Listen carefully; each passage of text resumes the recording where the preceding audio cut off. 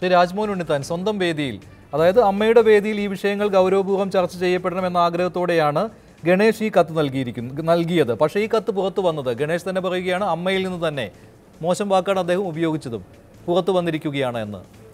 കപട മാതൃത്വത്തിൽ കാപട്യം വന്നു കഴിഞ്ഞാൽ പിന്നെ എന്താ, നമ്മൾ മാതാവിനെ സംശയിച്ചു കഴിഞ്ഞാൽ, മാതാവിൻ്റെ ചാരിത്രത്തിൽ സംശയിച്ചു കഴിഞ്ഞാൽ പിന്നെ നമ്മൾ തന്നില്ല. അപ്പോൾ കപട മാതൃത്വം എന്ന വാക്കാണ് ശ്രീ ഗണേഷ് കുമാർ ഈ കത്തിൽ ഉപയോഗിച്ചിരിക്കുന്നത്.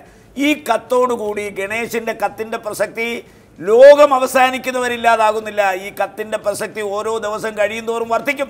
പക്ഷേ അമ്മയുടെ പ്രസക്തി ഈ കത്ത് പുറത്തു വരുന്നതോടുകൂടി ഇല്ലാതാകുമെന്നുള്ള കാര്യത്തിൽ യാതൊരു തർക്കവും വേണ്ട. കാരണം ഈ കത്ത് നാളെ ഏതെങ്കിലും പത്രം ഫുൾ ടെക്സ്റ്റിൽ കൊടുക്കും, അല്ലെങ്കിൽ ചാനലുകളിലും ഈ കത്ത് ഫുൾ ടെക്സ്റ്റ് വരും. ഈ 13 പേജുള്ള കത്ത് വായിച്ചു കഴിഞ്ഞാൽ ഗണേഷ് കുമാറിൻ്റെ തനിനിറം കേരളത്തിലെ പൊതുജന സമൂഹം മനസ്സിലാക്കും. എന്തുകൊണ്ട് അദ്ദേഹം അതിശക്തമായി ഈ നടിയെ ആക്രമിച്ചപ്പോൾ ആദ്യം രംഗത്ത് വന്നു, ഒരു അധോലോക സംഘമുണ്ടെന്നും ആ അധോലോക സംഘങ്ങൾ കോടികൾ ഒഴുക്കുന്നെന്നും ഈ താരങ്ങളുടെ കയ്യിലുള്ള കോടികളെക്കുറിച്ച് വിശദമായ അന്വേഷണം വേണമെന്നൊക്കെ പറഞ്ഞ ഗണേഷ് കുമാർ ഈ കത്തിലൂടെ അദ്ദേഹത്തിൻ്റെ ആത്മരോഷം പരസ്യമായി പ്രകടിപ്പിച്ചതിന് ശേഷം അദ്ദേഹം എന്തിൻ്റെ അടിസ്ഥാനത്തിലാണ് അവരുമായി കോംപ്രമൈസ് ചെയ്തതെന്നറിയാൻ കേരളത്തിലെ പൊതുജന സമൂഹത്തിന് താല്പര്യമുണ്ട്. ഈ കത്ത് 13 കോപ്പി നമ്മളും എടുക്കും, നമ്മളും ഈ കത്തിൻ്റെ കോപ്പി എല്ലാവർക്കും കൊടുക്കും.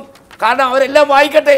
എന്നിട്ട് അദ്ദേഹം ഇനി ചാനലുകൾ വന്നിട്ട് ഇത് ഞാൻ പറഞ്ഞിട്ടില്ല, ഇത് അമ്മ ചർച്ച ചെയ്തു, ഈ കത്തിൽ പറയുന്ന ഒരു കാര്യവും ഒരു യോഗത്തിലും ചർച്ച ചെയ്ത് പരിഹരിക്കാനാവുന്ന കാര്യങ്ങളല്ല, ഒരിക്കലും പരിഹാരമില്ലാത്ത കാര്യങ്ങളാണ് കത്തിൽ പറഞ്ഞിരിക്കുന്നത്. ഈ കത്തിൽ എന്തെങ്കിലും ചർച്ച നടന്നിട്ടുണ്ടെങ്കിൽ ഇന്ന് അമ്മയുടെ പ്രസിഡന്റ് സ്ഥാനത്ത് ഇന്നസെന്റ് ഉണ്ടാകില്ല. അതാണ് ഇതിന്റെ കാതലായ പ്രശ്നം. ഈ MLA കത്താണ് ഇങ്ങനെ പുറത്തു വന്നിരിക്കുന്നത്. MLA പറയുന്നത് ഇത് അമ്മയിൽ നിന്ന് പുറത്തു വിട്ടു. മഞ്ജുഷേ, MLA അല്ല, ഈ കത്ത് കൊടുത്ത് ദിവസങ്ങൾക്ക് ശേഷം ഗണേഷ് കുമാറിനെ പോലെ ഒരു നിലപാട് സ്വീകരിച്ചാൽ അതിൽ തന്നെ കാര്യമായി ഏറെക്കുറെ ഉറച്ചു നിൽക്കുന്ന ഗണേഷ് കുമാറിനെ പോലുള്ള ഒരാൾ ദിവസങ്ങൾ കഴിയുമ്പോഴേക്കും ടോട്ടലി അദ്ദേഹം ടേൺ ചെയ്യുകയാണ്. ഏത് സമ്മർദ്ദമായിരുന്നു ഇവിടെ. ഈ ചർച്ച അവസാനിക്കുന്ന സമയത്ത് എനിക്ക് പറയുവാനുള്ളത്, ചില പ്രമുഖർ അമ്മ എന്ന സംഘടനയെ ഹൈജാക്ക് ചെയ്തിരിക്കുന്നു. അവർക്ക് നല്ല രാഷ്ട്രീയ പിൻബലമുണ്ട്, അവർക്ക് പണമുണ്ട്. നേരത്തെ ബൈജു കൊട്ടാരക്കരൊക്കെ പറഞ്ഞതുപോലെ അവരുടെ വാക്കിനപ്പുറം എന്തെങ്കിലും പറഞ്ഞു കഴിഞ്ഞാൽ മലയാള സിനിമയിൽ നിലനിൽക്കാൻ സാധിക്കില്ല എന്നുള്ളത് കൊണ്ട് പഞ്ചപുച്ഛമടക്കി നിൽക്കുന്നു.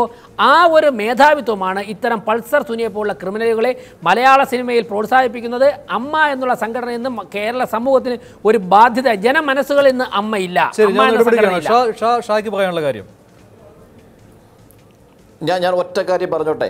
ഒരു സംഘടനയുടെ തലപ്പത്തിരിക്കുമ്പോൾ അതിനകത്തൊരു MP ഉണ്ട്, 2 MLA മാരുണ്ട്. പത്രസമ്മേളനം നടത്തിയപ്പോൾ president, general secretary, vice president എന്നൊക്കെ എഴുതി കാണിച്ചു. ആ 9 പേര് നിരന്നിരുന്നിട്ട് പത്രങ്ങളെ ആക്ഷേപിക്കുമ്പോൾ ഒരു കാര്യം പറയാം, നിഷ്പക്ഷത നിങ്ങൾക്ക് പാലിക്കാൻ സാധിക്കുന്നില്ലെങ്കിൽ ആ പദവിയിൽ തുടരാൻ നിങ്ങൾക്ക് അർഹതയില്ല. ആ പദവിയിൽ ഇരുന്നത് കൊണ്ട് നിഷ്പക്ഷമായ നിലപാട് സ്വീകരിക്കാൻ സാധിക്കുന്നില്ലെങ്കിൽ ആ ഓർഗനൈസേഷനിൽ നിന്ന് ഈ പറഞ്ഞ ഭാരവാഹികളും കൊണ്ട് മാറി നിൽക്കണം. മാറി നിന്നിട്ട് ചെറുപ്പക്കാരായ ആളുകൾ അവിടെ കയറ്റിയിരുത്തണം. നിഷ്പക്ഷമായിട്ടുള്ള പ്രവർത്തനം നടന്ന് ഉറപ്പാക്കണം. ആരുടെയെങ്കിലും സ്വാധീനം ഏതെങ്കിലും ഒരു ഭാരവാഹിക്കുണ്ടെങ്കിൽ ആ സ്വാധീനത്തിന് വഴങ്ങില്ല എന്ന് പറഞ്ഞ് രാജിവെക്കണം.